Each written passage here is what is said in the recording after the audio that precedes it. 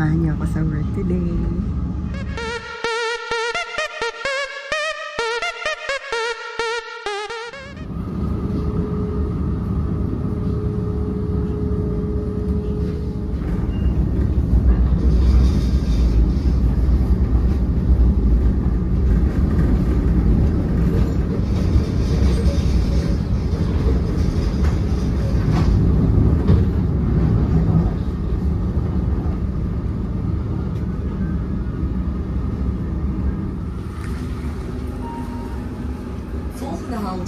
Next stop, Station Den Haag Centraal, train station, VVV, tourist information.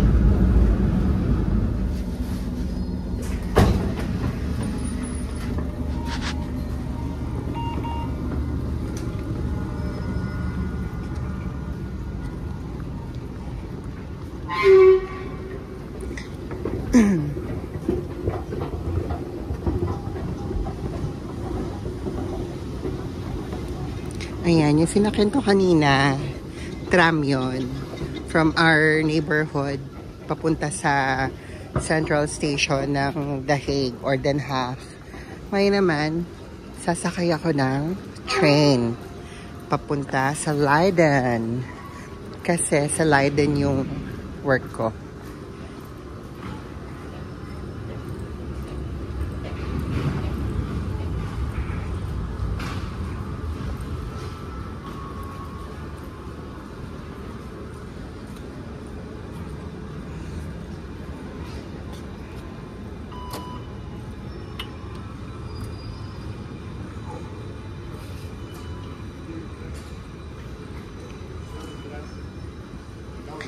Ito yung train na sasakyan ko. Yan siya.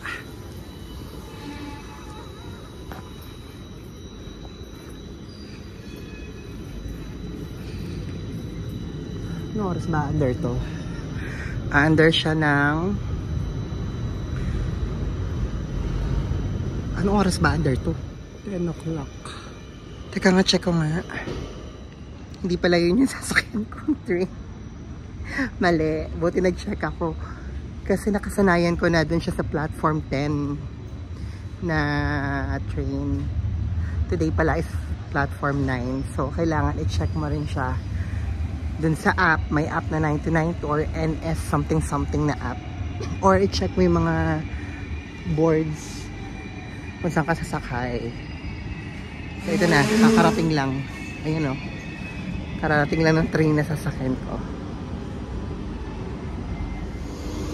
Ayan, kakarating lang ng train. Mababa pa yung mga tao. Pero lakad tayo dun sa may front. Gusto ko sumakay sa may front.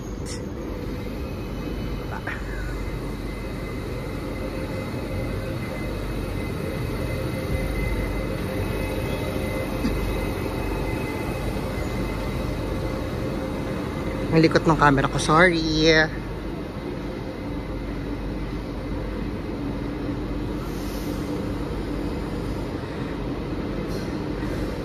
Gusto ko sumakay sa harapan para pagdating dun sa station na bababaan ko, malapit lang ako sa exit.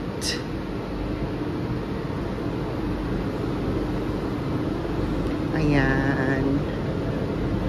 Malaki tong train nila dito. Up and down. Ayan o. Taas siya baba. Lalo na yung mga intercity. Kasi itong train na ito sa kabila, ang tawag naman dyan ay sprinter. Pag sprinter, halos lahat ng stasyon na dadaanan niya, hihintuan niya. Pag intercity, rekta siya sa city na pupuntahan mo. Saan ba ako? Gusto ko sa front. Wanna sit in the front. You have to be mindful pala pagsakit sa train na to. Kasi yung 1 na yan, class 1 yan na sasakyan. Ito namang isa, class 2. Sa class 2 lang tayo, second class. Ayan. Class 2 tayo. Sa taas tayo sumakay. Class 2. Tapos may pindutan ng doors. May kwento ako dyan sa pindutan ng doors na yan mamaya.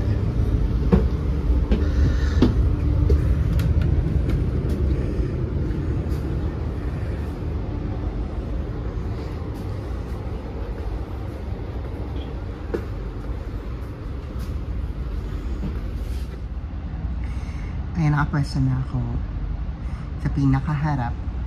Tapos, aalis tong train na to, I think, in 5 minutes. Yung biyahe nito is going to Amsterdam Central. Pero dadaan siya ng Leiden Station. Leiden is a different city from Den Haag. Ano siya? So, yung biyahe ko para siyang ano. Pag nasa North EDSA ka na MRT, baba ka Ortigas, ganon. Parang ganon siya. Ganon yung layo niya. Mabilis lang naman, convenient. Kasi, syempre, tram tsaka train, walang traffic yun. Tapos, yung mga train nila dito, di ba pinakita ko kayo na may pindutan? Pagbababa ka ng train station, pagbababa ka, kunyari huminto na, yung mga doors, hindi siya automatic na nagbubukas. Kailangan mo siyang pindutin. Well, sometimes automatic siya pag kunyari mga rush hour, yung talagang may taong sasakay at pababa. Pero yung mga hindi rush hour na time, kailangan mo siyang pindutin na para mag-open. Kasi naranasan ko na na hindi ko siya pinindot. Kasi nga, iniisip ko, automatic yan, magbubukas yan, ganyan. Tsaka nakalimutan ko talaga na may pindutan. Ganyan. So, nakarating na ako dun sa station na bababaan ko. Mupo pa ako. Kasi sabi ko, ay, mag-open yan. Baka mamaya may naantay lang yung driver. Kaya hindi pa ino-open. Doy, umandar na ulit. Nakarating ako ng Schiphol Airport. Iyak tawa talaga ako kasi malilate ako dun sa appointment ko. Hindi naman siya ganun kadali na kunyari nakarating ka dun sa next station, sakay ka lang ulit ng next na train pabalik. Hindi, maghahanap ka ng schedule ulit na kung anong dadaan dun sa station na yun. Nakakaloka. Well, anyway, ito yung lagi kong train na sinasakyan going to work every day. Except pag Friday. Pag Friday, iba yung route ng trains. Tapos today lang, you have to be mindful kung platform 10, platform 9. Kasi minsan nag-iiba. Like, normally platform 10 ako. Pero today, I had to check. Buti lang siya ko. Platform 9 pala siya. Color key. Nakalarga na kami. Biyahe na kami ngayon. Puntang Leiden Station. Tingin-tingin tayo dito sa labas. At may windmill. Ewan ko makikita nyo. Ayan, windmill yan. Windmill. Kita ba? Ayan, windmill. Tapos napapansin nyo, hindi puno. Hindi puno yung train. Ayan o, hindi puno. Kasi itong month na to, July. Itong month ng July, summer ngayon. Tapos may school break din. So, most of the people would go on vacation. Vacancy. Yung term nila, vacancy. Ganyan. Vacation talaga. At vacation. At ang vacation dito, ano yun, talagang ginagawa nila yun. Mahilig sila magbakasyon dito. Diba nga, sabi yung mga Dutch daw, mga maritipid, hindi sila nag-splurge on expensive things, on expensive cars. Pero, grabe sila, nagbabakasyon talaga sila. At ginagastos nila yun. Yun ang ginagastos nila, yung bakasyon nila. Like, typical employee, tanongin mo siya, what are your plans for the summer? Bakasyon talaga. I mean, they would go out of the country. Well, dito naman kasi sa Europe, tabi-tabi lang yung bansa nila. So, they just drive around and like go to another country. And if they're gonna do it for like 2 weeks, ang dami talaga ng bansa na magpupuntahan nila. Pero bukod doon, meron talaga mga nagpa-fly. They would fly to Asia, they would fly to Southeast Asia, dyan sa atin, sa Pilipinas. Several people na nakausap ko na nakapunta na sila dyan sa Pilipinas, nag-tour na sila around mga islands natin. So, bakasyon talaga. Dun sila nag-splurge. May budget sila for bakasyon. Hindi sila ng mga expensive na shoes, bags, clothing, or mga cars. Ganyan. Hindi. Bakasyon sila. Kaya ngayon, even sa train station na dinaanan natin kanina sa The Hague, on a normal day, kasi 7 o'clock in the morning, busy yun for students and employees, mga nag-office would take the train. Pero ngayon, bakasyon talaga siya. As in, tahimik. Kahit dun sa work ko, mamaya, makapansin nyo, konti-konti lang yung tao. Dito na tayo sa station. Ano ba yan? May halak. Dito na ako sa Leiden Central.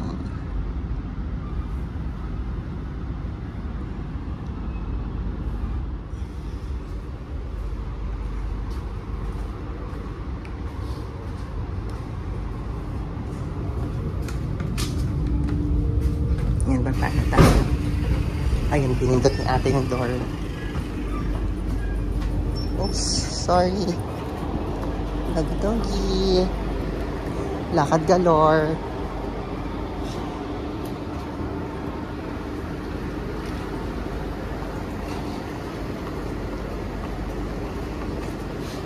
Ayan no, hindi masyadong busy. Normally dito, Diyos ko, puno tong hagdan na to.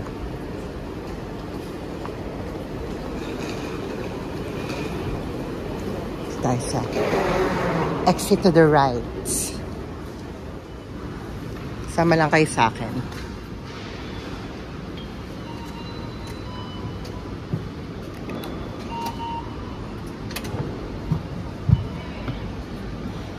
Maaraw today. Actually, warm day today eh. Tingnan mo. Mga naka-t-shirt, naka-sleeveless lang sila ateng. Lakad muna tayo ng very, very light. Yung pinapasukan ko, as in malapit lang siya sa train station na Leiden. 5 minutes walk lang yung building. Tapos hindi naman lagkitan dito maglakad. Kasi hindi naman todo init. As in, minsan mainit pero yung hindi ka nang lalagkit. Ganyan. Kaya carry lang yung 5 minutes na work sa arawan. Ito yung aking OV chip card. Siyempre may picture ko yan. May rose. Ayan, kita nyo ba? Yan. Ay, ang makulay na building na yan. Diyan ako mapasok. Tawid muna tayo. Tingin-tingin tayo. Baka may nagbabike. Sagasaan tayo nagbabike.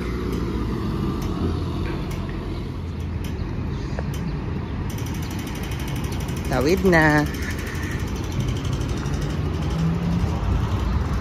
Ito yung isang part ng Leiden. Ang Leiden, known siya as parang education city or yung campus city, ganyan. Kasi maraming ano dito schools, maraming colleges at mga universities na dito nakabase sa Leiden. Kaya pag regular day may pasok ganyan, makikita mo daming mga kabataan dun sa train station kasi dito sila mapasok. Pasok na tayo.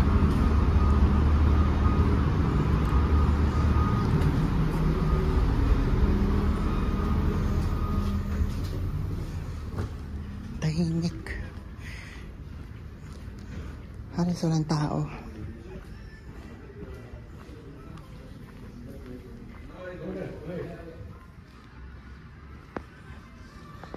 Let's take the elevator.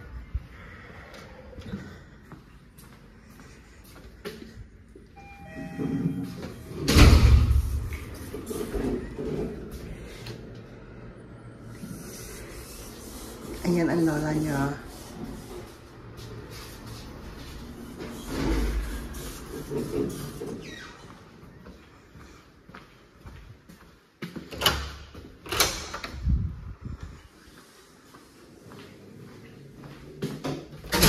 Treken.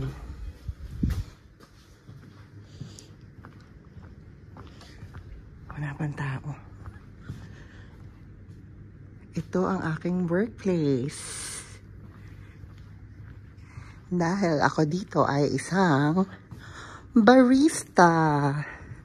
Wala pang tao dito kasi ako lang naman talaga ang magiging tao dito today dahil ako lang ang nag-iisang barista. Mag-aayos muna ako. Morning.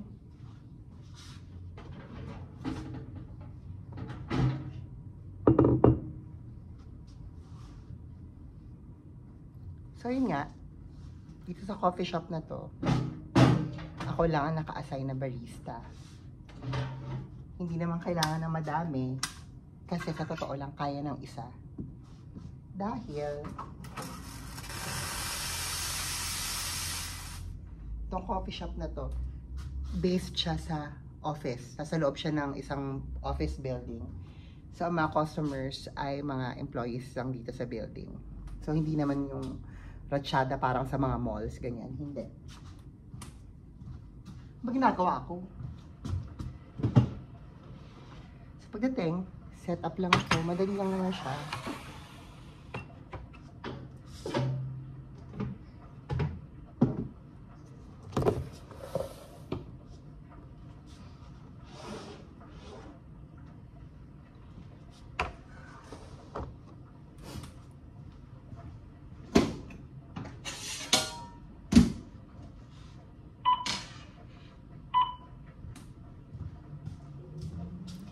Balikan ko kayo ha, mag-aayos lang talaga ako. Ayan, tapos na ako mag-ayos at nakapag-setup na ako ng aking bar area. Yung aking coffee shop. So ito siya. Pakita ko nga na maayos. Yung mga tinda.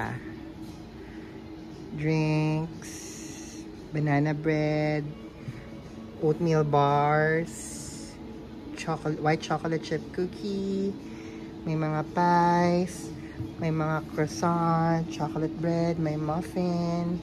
Ako nag-bake lahat niyan. Hindi ako yung nag-bake niya. Dinadala lang siya dito from the kitchen. Tapos dinidisplay lang dito. So, mapansin nyo ano siya oh. Ganyan lang, naka-open lang. Tapos may tissue, may parang paper bag. Kasi bilang parang pansin ko, bilang office to, pag tinake away nila for to go, kuha lang sila ng tissue, lalagay lang nila sa tissue, tapos kakainin nila. Kahit yung pie, nakalagay lang sa tissue yan or dun sa paper bag, tapos kakainin lang nilang ganyan. Hindi na kailangan ng parang plastic container, tapos fork. Walang ganon-ganon, dai. Kuha lang sila ng kuha dyan. Kukuha lang sila, pakita na sa akin, I'm getting this, ganyan. Tapos, larga na, babayaran nila, larga na sila, ganyan. Eh, cashless naman yung transactions dito, so pindot-pindot lang, ganyan. So, ang ginagawa ko lang talaga dito is gumawa ng kape. Tapos, pakita ko sa inyo yung buong store ko. So, ganyan siya. May malaking table dito. Tapos, may mga matataas na tables. Tapos, dito sa akin no order. Ayan, yung mga pwede nilang kuning pastries, ganyan. Tapos, paikot siya. Ayan. Diyos ko yung tugtog. Born in the USA pa. Baka makaimbo tayo sa YouTube. Ayan, hanggang sa likod siya. Palikod siya, ganyan. Palikod siya. Tapos, kita yung labas. Ano ba yan? May tugtog. Tapos may piano. Totoong tumutugtog to, gumagana to. Tapos minsan may mga bigla na lang papatugtog dyan. Kaya lang nila yun. Ayan, paikot lang siya. Ganyan. Tapos ito yung work area ko. Ito yung mga, nagkakape rin ako. Ito yung mga extra pastries just in case kailangan mag-refill. So, ayan lang siya. Ang work ko lang talaga dito is to make sure that pastries are filled, orders are properly taken. Dito yung till niya, POS, cashless transaction naman. So, card lang sila. Tapos, I make the coffee. Ganyan. Yung pag-maintain ng cleanliness nitong work area, syempre ako yan. Pero yung buong cafe, may pumupunta dito para maglinis ng floor, mag-arrange ng mga tables.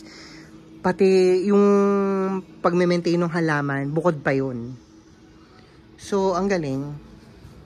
Hindi siya hindi siya lahat-lahatan sa'yo bilang barista.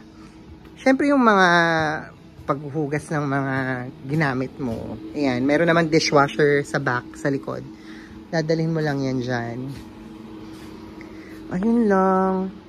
So, ngayon, 9 o'clock pa lang. Mangilan-ngilan pa lang yung naging customer ko simula nang dumating ako dito. Normally, nag-start ang pasukan ng customer 9:30. Yung mga nakapag-in na sila sa work nila. Tapos, magko-coffee break sila ng 15 minutes, ganyan, 9:30. onwards na yan. Tapos, ang balikan nila, kunyari after lunch, yan, hataw ulit yan. Mga magko-coffee, mga magkakain ng desserts nila, whatsoever, ganyan. So, ngayon, chill-chill lang tayo. At kailangan nakatali ang hair. Alam nyo naman, F&B. So, kailangan nakatali ang hair.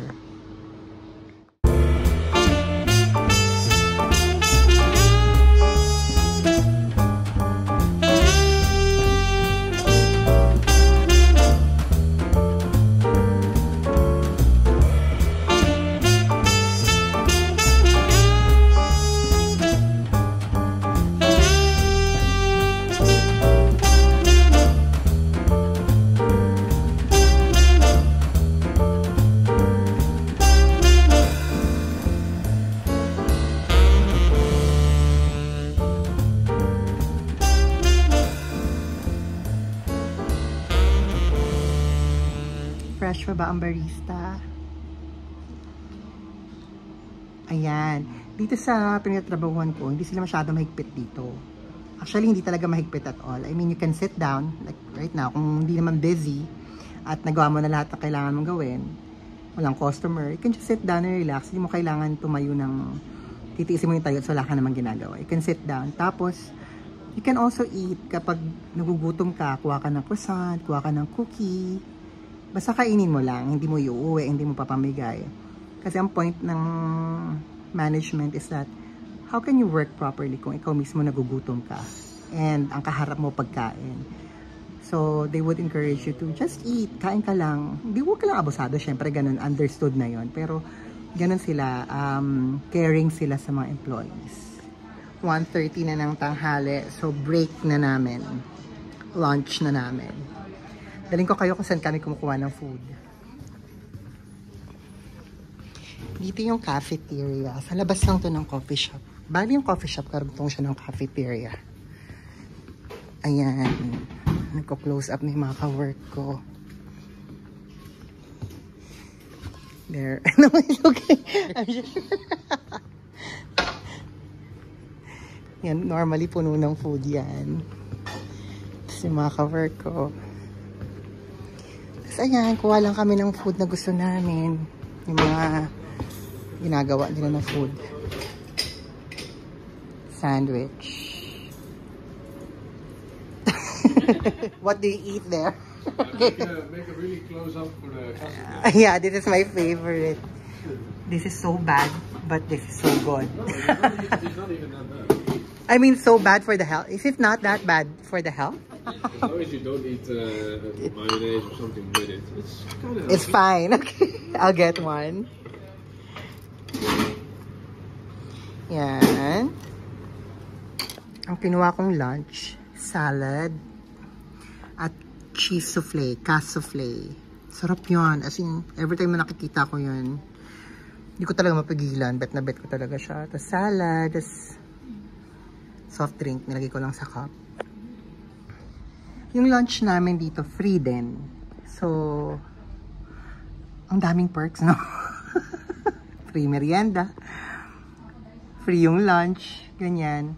Pero ako, nag-lunch ako dito sa coffee shop ko pa rin. Nandito pa rin ako sa pwesto ko kasi paid lunch ako. I mean, like, free yung lunch ko, pero yung oras ko habang naka-break, paid pa din, just in case may tumayo. I mean, may bumili. Tatayo ako para magbenta. So, in short, wala akong break. Pero technically, I can already eat now. Pero yung bayad sa akin tuloy-tuloy. Kumbaga, yung sa timesheet ko, pag chinek mo, wala akong break. Bayad lahat. The entire time na nandito ako, bayad lahat. Pero 1:30, sumasabay ako pagkain ng mga ka-work ko. Nakita nyo, nagliligpit na sila. Kanina, yung mga nakikita nyo yung table doon, punong-puno ng food yun. Tapos, may option ka. You can, kung ano yung, kunyari, mga hindi na nabili, you can buy, you can get it for free. Or you create your own sandwich, or you create your own salad. Kasi may mga ingredients naman doon. Gawa ka ng gusto mo. Pero ako kinukuha kung anong meron. Kasi ayoko na mag-create. Gusto ko i-try yung mga ginagawa nila. Ngayon, ano to? Cauliflower na grilled. Tapos, cauliflower grilled na ginawang salad. So, ayun lang. I'm gonna eat first. Lumipat lang ako ng pwesto ng upuan. Kasi may tumabi sa akin na customer doon. Hindi siya umalis na. Naiya naman ako dumaldal sa tabi niya. May tumabi kasi sa aking customer, a regular customer yon.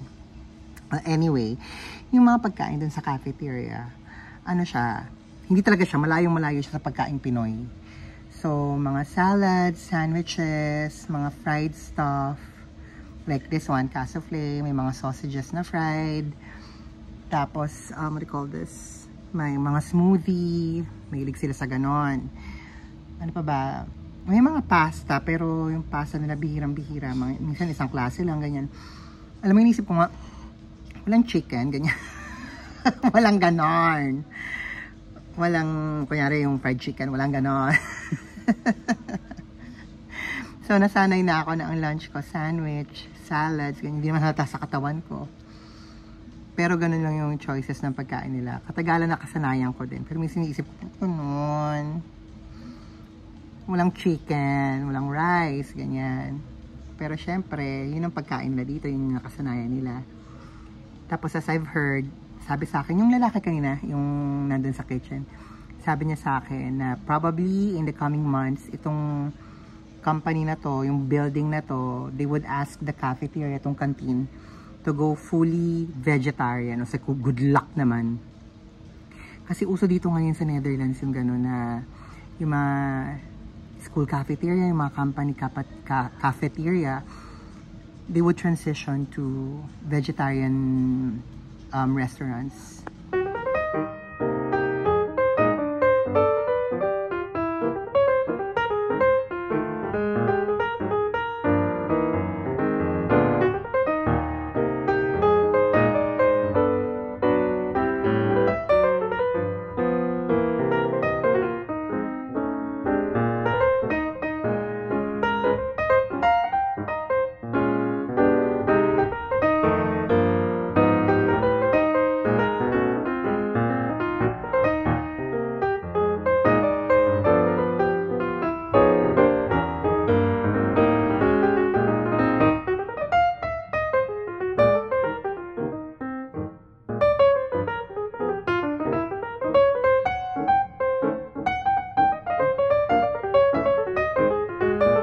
Ayan, oiliness na. Haggard na ang lola nyo. Nakapagsarado na ako ng store. Nalinis ko na machine, naayos ko na lahat. Na-close ko na ang door, napatay ko na mga dapat patayang ilaw, at ang music, at ang mga oven, at mga dishwasher. Na-off ko na siya lahat. Bukas may papasok dito para i-sweep yung floor, ayusin yung tables and chairs. Ayun, so that's my day here at my work as a barista. Thank you for joining me. Popey! Ayan. Thanks for joining me. Until next time. Bye!